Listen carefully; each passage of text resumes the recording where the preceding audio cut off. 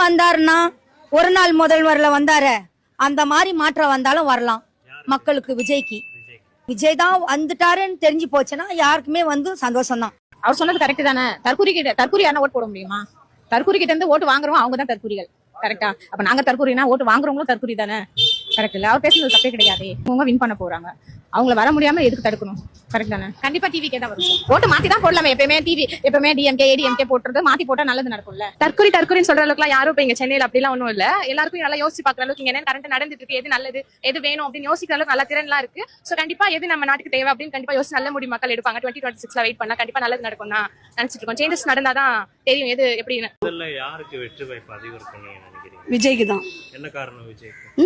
என்ன காரணம் விஜய்க்கு? நாங்க புதுசா ஒருத்தர்கிட்ட கொடுத்து பார்ப்போம் அப்படின்னு நினைக்கிறோம், அவ்வளவுதான். அதனால விஜயோட அரசியல் பயணம் ரொம்ப பிளாஸ்டா இருக்க போது எங்களோட அரசியலை பார்த்துட்டு நீங்க கண்டிப்பா கதறதா போறீங்க. அது ஆச்சரியம் உள்ள வெற்றிக்குறி என்ன பொறுத்த வரைக்கும். அது பாப்பா நீ இருக்கலாம் உங்களுக்கு அதானே பேசிருக்காரு, உண்மை தானே.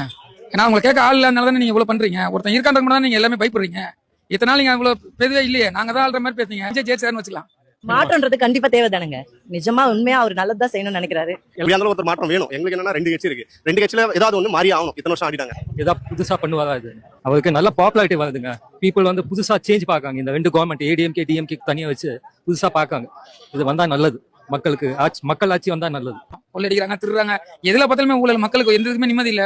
பொண்ணுங்க இப்ப பாருங்க, ஒரு பொண்ணு கற்பழிச்சு இறந்துன்னு சொல்லி போட்டுருக்காங்க. திமுக ஆட்சி வந்து கற்பழிப்பு கொலை நிறைய இருக்குங்க.